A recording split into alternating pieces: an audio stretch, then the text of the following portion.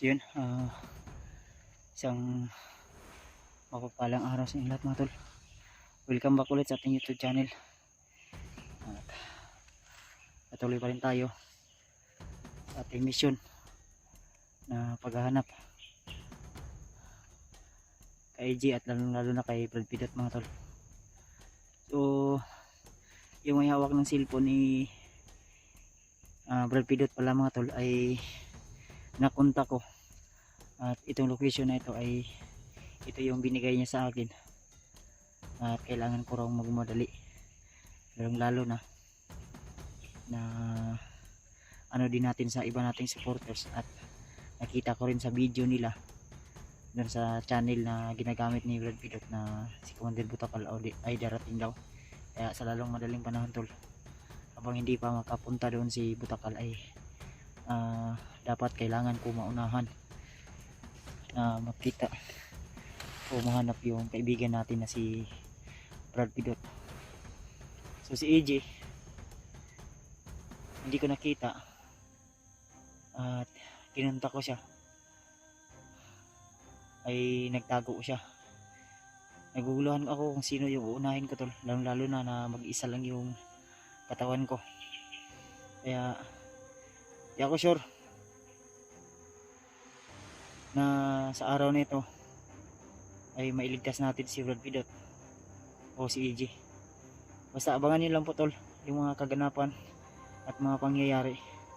Kung si AJ man yung una nating makuha, ay gagamutin natin para sama-sama kami o sabay kami ni AJ na papunta doon ka Brad Pidot.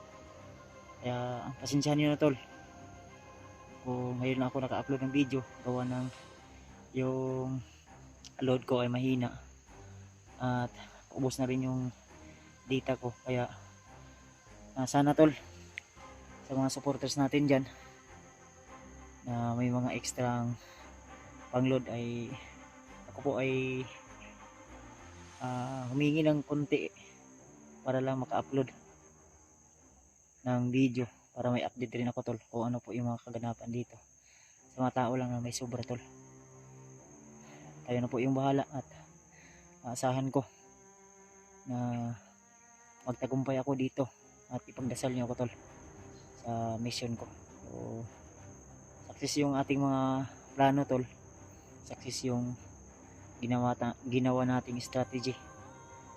So madali tayong nakalusot sa mga bandido na humarang sa atin.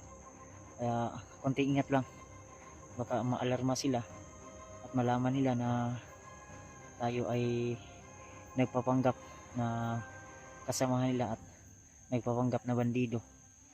Kaya konti ingat tayo at lagi tayong handa sa anumang uri na kapahamakan. So shoutout nga pala sa inyong lahat mga tol, lalo na sa mga sulit nating taga-subaybay, mga silent viewers at mga minamahal ko sa buhay. So shoutout sa inyong lahat, isang mapagpalang araw sa inyong lahat. At sa lahat ng mga nag-birthday ngayon, happy birthday po. Binabati ko po kayo ng happy birthday, more blessing to come, more power, and God bless po sa inyong lahat. So asahan ko tol na ipagdasal nyo ako lagi sa aking mission, at naway magtagumpay ako at hindi pa huli ang lahat, na mailigtas natin kung hindi man si EJ o si Pidot. Kahit isa lang tol, isang malaking blessing na po yun sa akin, lalo na malapit na rin po yung kaarawan ko, nalalapit na yung kaarawan ko. At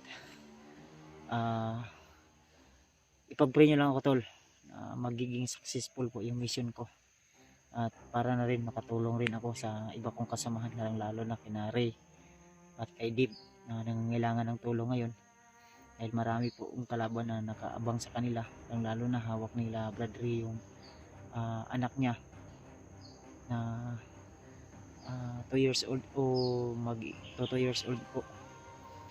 Kaya pakisabi na lang po sa kanila tol, pag matapos po ang mission na ito ay agad-agad akong re-raise back o tutulong sa kanila. Kaya pagpasensyahan nyo na rin yung mga request nyo na hindi ko rin agad-agad mapuntahan gawa ng gaya ng sinabi ko na isa lang po yung katawan ko at hindi rin ako robot na anytime ay pwede agad-agad ako makawan. Kahit pagod ako, puyat ay tiniis ko. Pagod, gutom at uhaw, kahit mahina yung katawan ko, nilalabanan ko tol para na rin makatulong. Dahil ito yung mission ko dito sa mundo. Hindi lang makatulong, kundi tutulong talaga ako sa mga tao na nangailangan ng tulong, lalo na yung mga biktima sa karahasan at kadimunyuhan ng mga bandidong grupo. Asahan ko tol na yung suporta nyo at pagmamahal nyo sa akin ay hindi magbabago. At hindi ako din nangangako na lahat ng bihag ay matutulungan ko. Kaya pakisabi na rin sa ibang mga hunter tol na mag-ingat sila, lalong-lalo na yung mga pamilya nila. Dahil balita ko yung kasamahan ko, lalo na sila Mikoy o iba pa, sila Buster, ay nilulusob yung kanilang tahanan. Kaya ingat-ingat po sila lagi, lalong-lalo na pag 10 oras ng gabi. Kaya napapagod din tayo tol, no? Kaya yung mga na-encounter ko kanina, ginulantang ko sila, bigla akong sumot. Makita ko sa unahan, makita ko sa unahan tol. Ayun, kita nyo ba tol, nasa unahan tol. Sana makita ko agad yung may hawak ng cellphone ni Brad Pidot. Dahil ang sabi niya sa akin ay susunduin niya ako kung saan yung usapan namin na location. At maraming tao tol na humarang at sa tansya ko o sa tingin ko mga tauhan yun ni Commander Butagal. Dahil ang sabi nila na kailangan daw maging alerto dahil baka mapagalitan daw sila ni Commander Bagnot. So, hindi ko rin nakikita dito si Commander Bagnot. Ang naano ko lang ay si Commander Butagal rin ay papasok sa area upang puntahan yun si Brad Pidot. At yun din yung sabi ng mga bandido na humawak kay Brad Pidot. So sana tol, kung saan naman si EG ngayon ay makaligtas siya sa kanyang iniindang sakit o karamdaman ngayon. Pag-pray nyo lang po sana siya tol na maging ligtas po siya. At pakisabi na rin na hinahanap ko siya kung saan man siya ngayon. Kung maaari ay magtago muna siya, dahil yung location na sinin niya sa akin ay talagang nalaman ko ay parang lumipat yata siya dahil maraming bandido ang nakaaligid at nakapalibot sa kanya mga tol. Kaya ingat-ingat pa tayo Lutaga. Sana di pa rin tayo malata nila tol. Kaya iba yung pag-ingat yung gagawin natin. Yan, bandido talaga ito. Nandiyan sa unahan.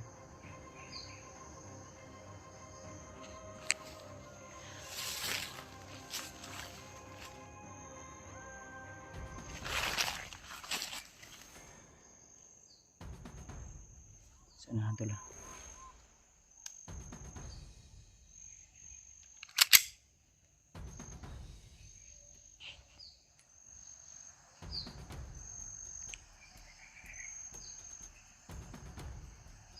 Tao talaga yan. Pinunta ko ulit yung bandido na humawak ng cellphone ni Brad Pidot. At pinunta ko rin si EJ. Ang problema, yung cellphone ni EJ ay nagre-ring lang, hindi sumasagot. At yung cellphone ni Brad Pidot ay out of coverage area. Siguro walang signal dun banda. Dahil yung usapan namin ng humawak sa cellphone ni Pidot ay magkikita kami agad para hindi pa huli ang lahat. At huwag kayong mag-alala tol, hindi ako magpapa-isa dahil si EJ na isahan na nila, kinuha na nila yung pera. Kaya hindi pwede na Maisa nila tayo. Para may tao dito sa anahan. Ayun. Tao talaga yan.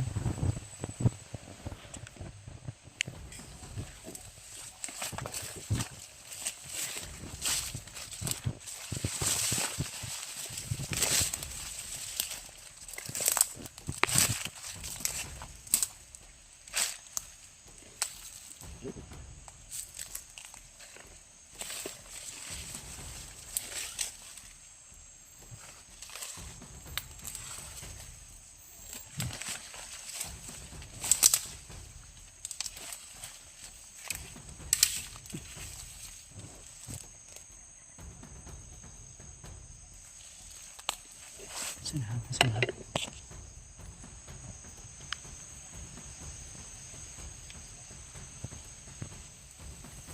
Sanahan talaga.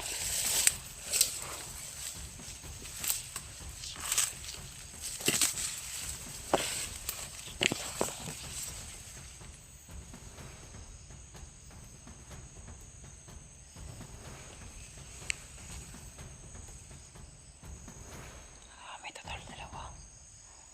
Mahaba yung baril yung isa.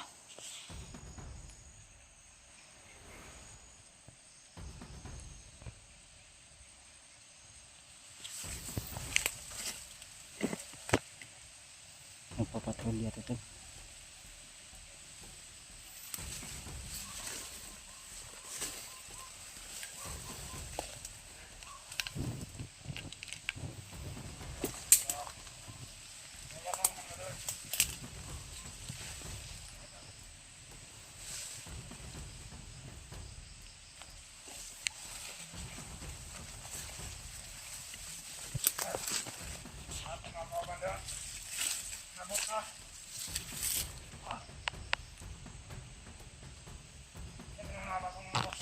Nakakasama sila tol.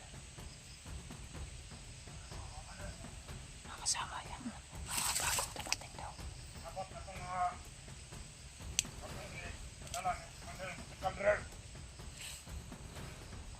Tawa talaga. Patagal tol.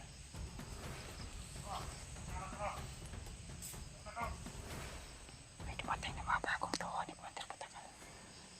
Delikado to tol. Delikado ito. Tauhan talaga ni Commander Butakal. Ito yung mga kaanib ni Butakal na mga tapat sa kanya. Kaya ang masasabi ko tol, na talaga mag-iingat ako. Lalong lalo na meron tayo sa listahan nila na kailangan mahuli. Kaya kung isipin mo mabuti tol, baka isa itong patibong. Kaya kailangan maglingwis tayo at huwag tayong basta-basta magpapauto sa kanila. Lalo na yung nakausap natin na bandido tol. Hindi talaga ako basta-basta maniniwala. Kung hindi nila ibibigay sa akin si Brad Pidot, hindi ko makikita si Brad Pidot, hindi ko talaga ibigay yung pira sa kanila.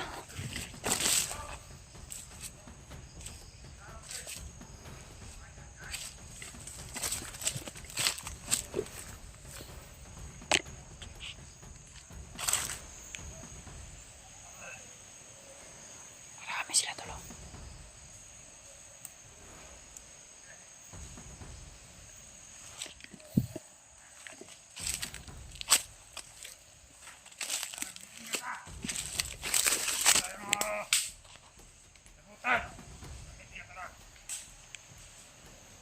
Vamos, esto es Commander.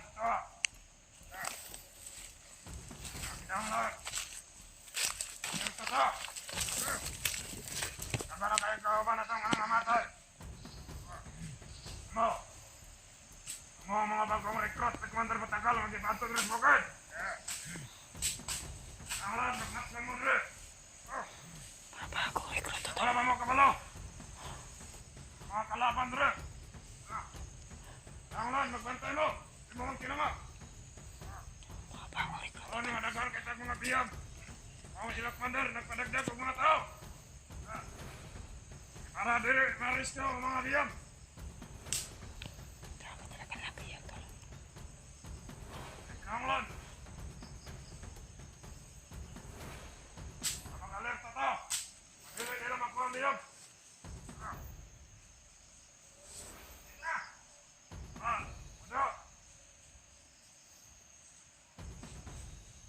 Antay mo daw.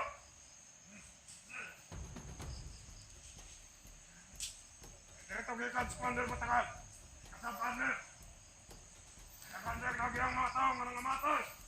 Marami daw. Tawahan sila na pas lang tol.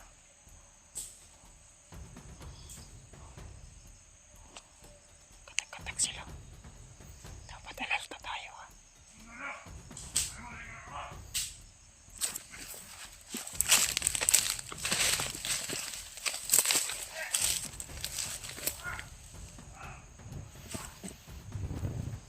Marami sila tol. May didagdag na bago. Mga 10 yata mo sila. Antay mo. Yung iba na sa likod. Ex-Commander Matagal sa kawagan niyo. Mata na siya dito sa biyog nga si Pidot. Punta na talaga si Brad. Si ano? Bot lang, huwag nakaabot na ba to? Kanina pa man tayo ang lakaw. Itong malay si Commander. Puta ka lahat na. Papunta talaga doon kay Brad Pidot na. Kailangan maunahan ko talaga tol. Pagkaya itong mga itong mga tao dito mas kaawat. Delikado yung sitwasyon ni Brad Pidot na. Kailangan pagyanto. Kurmasyon to tol.